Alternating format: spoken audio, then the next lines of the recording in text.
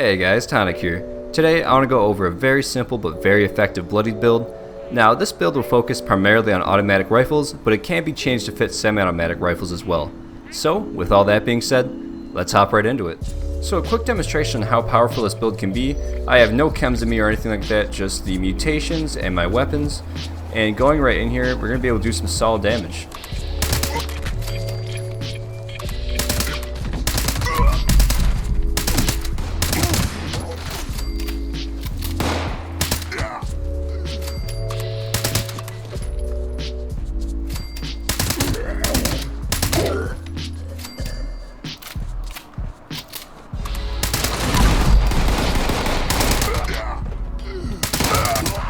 Now one thing to note is that you cannot hop right into this build without the proper equipment. You will need some unyielding armor pieces and preferably a whole set, but even just having 2 to 3 unyielding pieces will definitely be enough to get you started. As we all know, the unyielding effect grants +3 to every single stat besides endurance on low health, and personally I use a matching set of light combat armor, but it is by no means the best. You could obviously get some nice scout armor, the Secret Service armor, or even the new Brotherhood of Steel recon armor. And now onto the rifles. You can honestly use any type of rifle with this build as long as it has the ability to be suppressed. Obviously a handmade or a fixer are preferred, but even a normal combat rifle or assault rifle can put out some solid damage. So in this video I am using my 25-25 Bloodied fixer, which is an absolute gem. It is very rare and I am extremely lucky to have it. However, on the flip side, I am also using a pretty common 2-star Bloodied handmade. This one I actually got in a vendor for like 4,000 caps. It's just the Bloodied effect and then +10 damage while aiming, and it absolutely melts. And so that's pretty much all the things that you need, just the unyielding armor and the Bloodied weapons. So now let's hop right into the perk cards.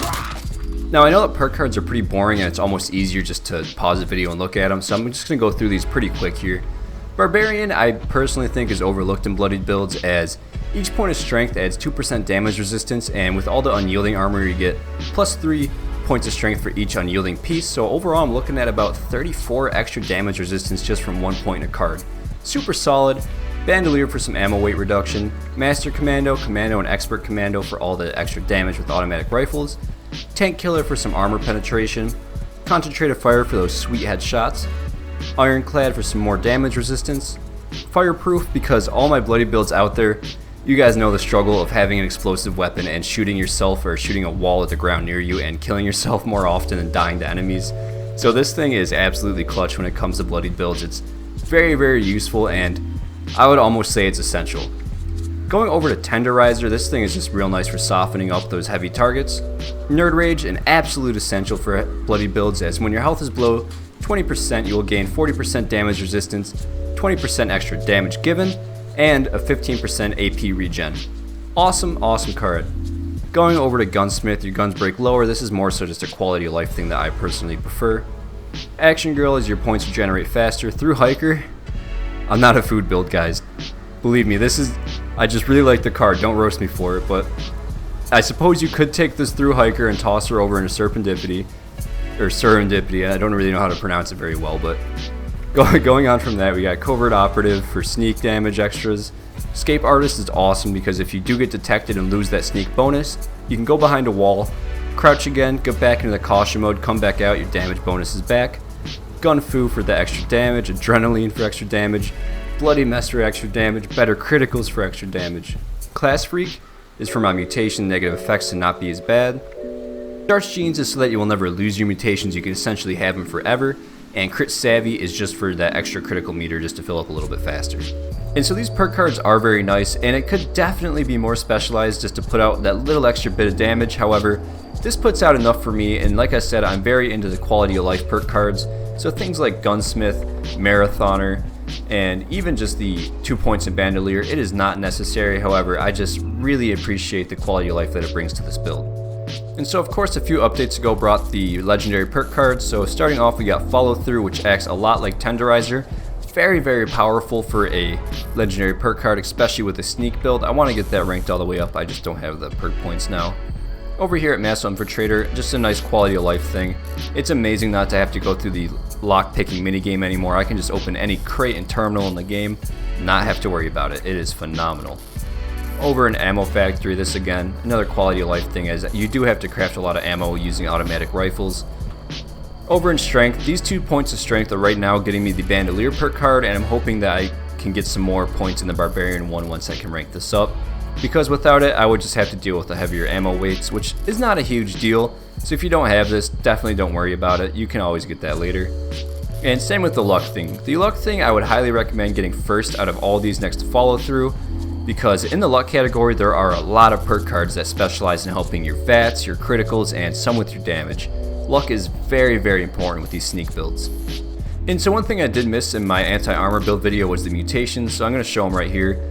We got Adrenal Reaction for the plus weapon damage at low HP, we got Bird Bones for the reduced falling speed, Eagle Eyes for some nice help in VATs, Marsupial for that sweet carry weight and the jump height, and then Speed Demon of course for some faster movement speed and some faster reloads. And so I do want to talk about something that a whole lot of people don't know about. So over here in the intelligence, because I'm wearing all these unyielding pieces, my intelligence is 22. However, if I take them off, I go over in coverage, now my strength drops all the way down, but my intelligence drops down to 7. So putting on this armor, if I go kill the super mutant, I'm going to get 254 XP without any buffs for XP. Taking this off here,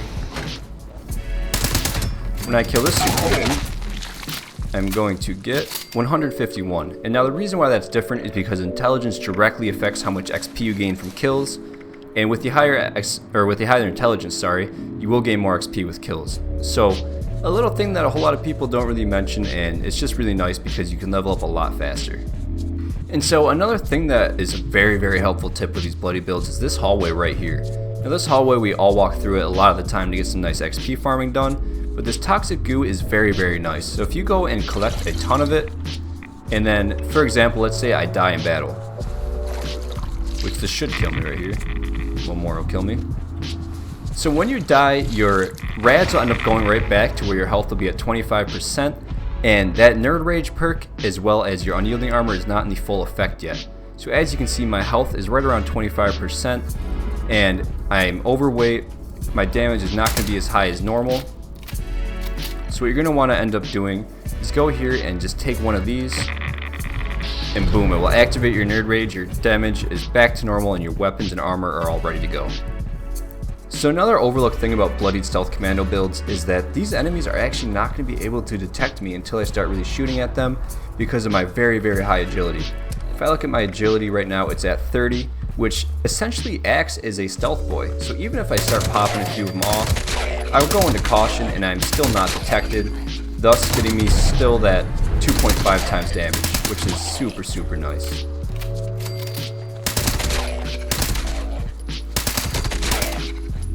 And so this build right here is by no means the strongest build or the best Bloodied build. This is simply just a nice way to get your foot in the door of the world of Bloody building because it is quite the rabbit hole. For that kind of stuff, I would highly recommend TYR or Ratty Star, as they are absolute monsters at doing character builds. They'll go out there and single-handedly take down the Queen and Earl, and they're just actually crazy about it. So I'll put them in the description if you are into this kind of stuff and want to check out more about Bloodied builds and how to specialize them and maximize damage. Go check them out. They're awesome people. Thank you guys so much for checking this video out. I really do appreciate it. And I hope that you guys found it helpful or somewhat educational. I know that Bloody builds sound a little intimidating to a lot of the newer players, but I just wanted to show that it's really not that bad and that anyone can do it. It's very simple, it's pretty straightforward, and be ready to die a little bit for the beginning until you get a foothold on having the low health and what kind of fights to take and how to take them. It is a little bit of a learning curve, but it's a lot of fun once you get it right. So again, thank you guys so much for watching. I hope you guys enjoyed it, and have a great weekend, everybody.